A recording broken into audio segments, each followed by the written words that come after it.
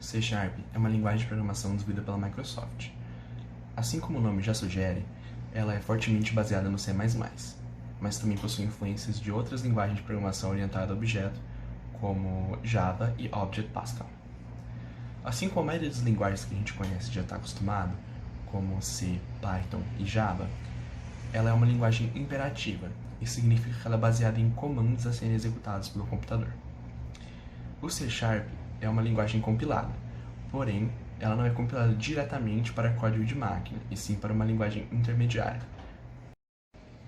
Durante a execução de um programa em C#, o código em linguagem intermediária é compilado em código de máquina somente quando é necessário, pelo Common Language Runtime, que também cuida da memória e da segurança do programa. Ele também, através do Garbage Collector, desaloca automaticamente a memória dinâmica pedida pelo programa, fazendo com que o programador não precise se preocupar em livrar a memória dinâmica alocada durante a execução do programa. Essa facilidade vem com um custo.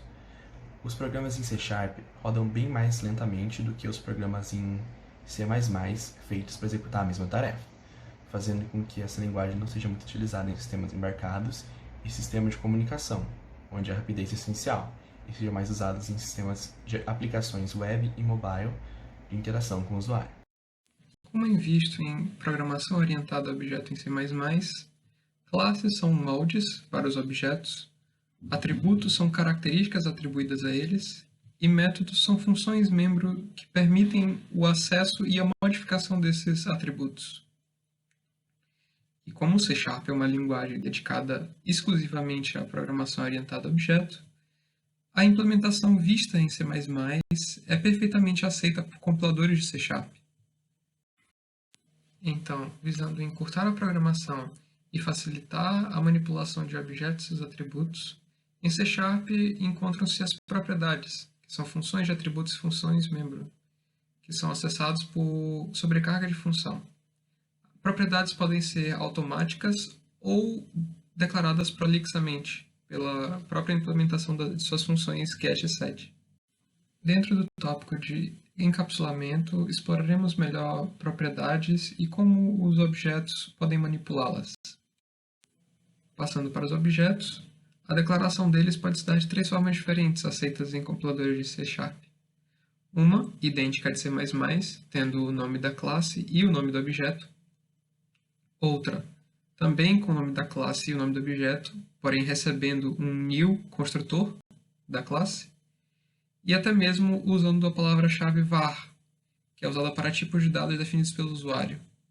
A palavra-chave var funciona analogamente à palavra-chave alto em C++, porém alto é somente para tipos definidos dentro da biblioteca padrão, como int, ou float, ou double, e var é somente para tipos definidos pelo usuário, entre tipos complexos, ou tipos de dados net. A manipulação dos objetos também é idêntica à vista em C++, usando o nome do objeto, o caractere ponto e a chamada de função. Em programação orientada a objetos, temos o conceito de encapsulamento. Ele consiste em proteger os atributos, que são dados sensíveis e que podem ser manipulados erroneamente pelo usuário, e esses dados podem acabar sendo perdidos. Portanto, fazemos a manipulação deles por meio de funções membro, e protegemos esses dados por meio de modificadores de acesso. Eles se tornam essenciais, porque protegem os atributos e mantêm as funções membro livres para manipulá-los de forma pública. Em C#, temos 4 tipos de modificadores de acesso: Private, Public, Protected e Internal, e a combinação Protected Internal. Tipos de dados privados, caracterizados pela palavra-chave private, permitem acesso unicamente dentro da classe, não permitindo a manipulação diretamente por objetos, somente por funções membro. Tipos de dados public ou públicos permitem a manipulação diretamente por objeto em qualquer instância do código, seja dentro da classe ou fora dela. Usando o modificador de acesso protected, o atributo só pode ser acessado dentro da classe ou suas herdeiras, não podendo ser manipulado diretamente por objetos, somente por funções membro. O tipo internal pode ser acessado diretamente por objetos, mas somente dentro da classe ou em classes herdeiras. E por fim, a combinação protected internal significa que funciona como protected ou como internal, e não como as duas ao mesmo tempo, mas somente em função de permitir acesso e não restringir. Por padrão, todos os membros da classe que são declarados são privados, claro, caso não seja explicitado o modificador de acesso. Os métodos devem ser públicos para preservar o encapsulamento, porque senão não há como manipular os dados privados. Portanto, para que os dados sejam acessados e modificados sem que haja quebra de encapsulamento, sem acessos inválidos, ou até mesmo perda de dados, utilizam-se accessors limitators, popularmente conhecidos como as funções get e set, respectivamente.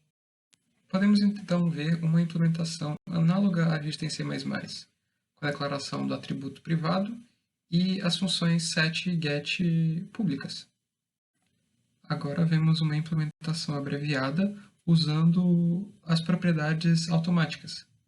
Neste caso, a propriedade ano declara somente funções set e get, e elas são chamadas por sobrecarga. No momento em que uma recebe um parâmetro, se torna a função set. No momento em que ela é chamada sem parâmetro, é a função get. Porém, como podemos ver, a propriedade é pública. Então, qual seria a vantagem sobre usar um atributo público? Isso quebraria o encapsulamento. Então, a melhor forma de implementar propriedades e atributos em classes em C# é fazendo uma implementação mista, como a vista agora, com o atributo declarado e a propriedade também declarada, e as funções set e get sendo implementadas. A chamada de funções também se faz por sobrecarga, da mesma forma como a vista na implementação pura por propriedade. Olá, meu nome é Pedro Henrique Melo Araújo e agora estarei falando um pouco sobre os conceitos de construtores, destrutores e tipos genéricos na linguagem C#. Vamos começar falando um pouco sobre os construtores. Os construtores no C#, assim como no C++, são métodos especiais usados para inicializar os objetos da forma correta. Eles são chamados quando o objeto da classe é criado e, caso não se forneça um, a linguagem C# automaticamente fornece um construtor default. A sintaxe dos construtores na linguagem C# é bem semelhante à da linguagem C++. Para implementar esse método, basta utilizar o nome da classe sem um tipo de retorno, que pode ser visto no exemplo implementação do construtor. A seguir, no mesmo exemplo, a gente vê uma sobrecarga de construtores. Um construtor personalizado, que recebe o parâmetro, e um construtor default, sem parâmetros. A diferença desse conceito no C++ e no C# está justamente na hora de instanciar um novo objeto.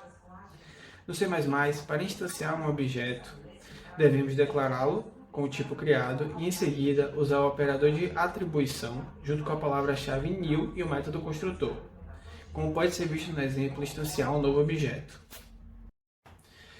Levemos nossa discussão agora para o conceito dos destrutores, que, assim como os construtores, são métodos especiais, só que dessa vez utilizados para destruir da forma correta os objetos. A sintaxe dos construtores, como pode ser visto no exemplo abaixo, é bem parecida com a do C++. O nome da classe precedido por um til sem o tipo de retorno. A grande diferença desse conceito entre as linguagens C++ e C# está justamente no uso dele.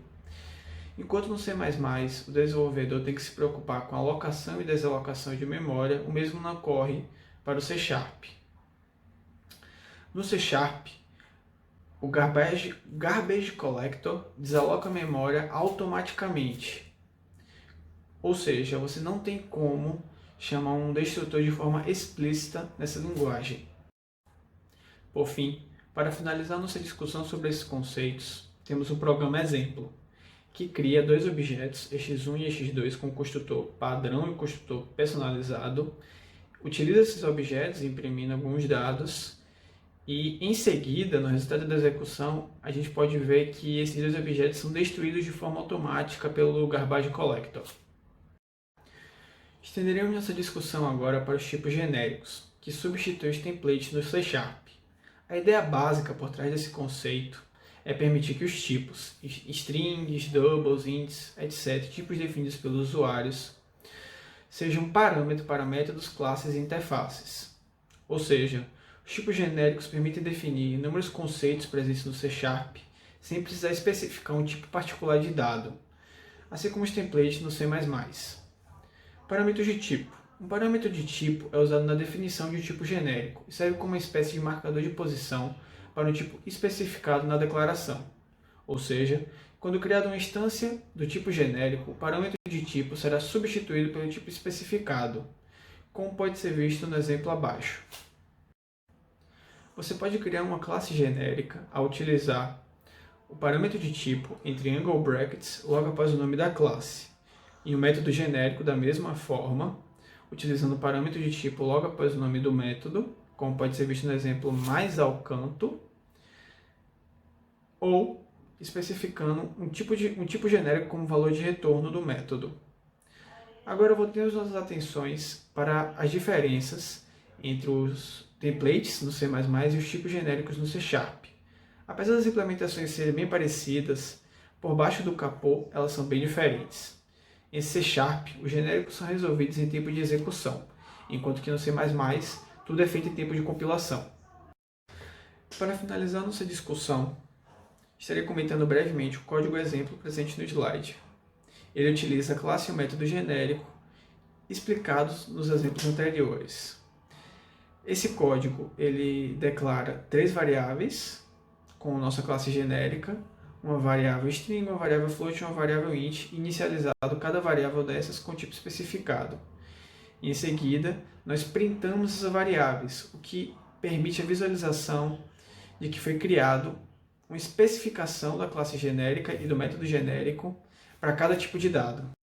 Bom, em relação à herança em C#, é possível dizer que a herança é simples. É uma herança onde membros de uma classe só podem ser herdados por outra classe. Então, por exemplo, membros de uma classe C só pode herdar membros de uma classe B, que por sua vez só podem herdar membros de uma classe A. Só que por se tratar de uma herança transitiva, uma relação transitiva, os membros de uma classe C podem herdar membros de classe A se passarem pela classe B primeiro. Bom, além disso, existem 3 tipos de membros que não podem ser herdados, que são os construtores de instância, os construtores estáticos e os finalizadores. Além disso, é possível determinar algumas relações com o C++ quando se trata de atributos privados. Eles só podem ser passados de uma classe a outra, se estiverem ligados diretamente.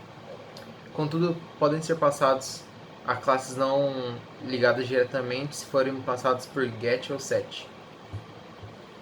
Bom, a associação em C# determina relações entre objetos de uma classe e tipos dessas relações entre eles, seja na transferência de dados ou na composição de dados.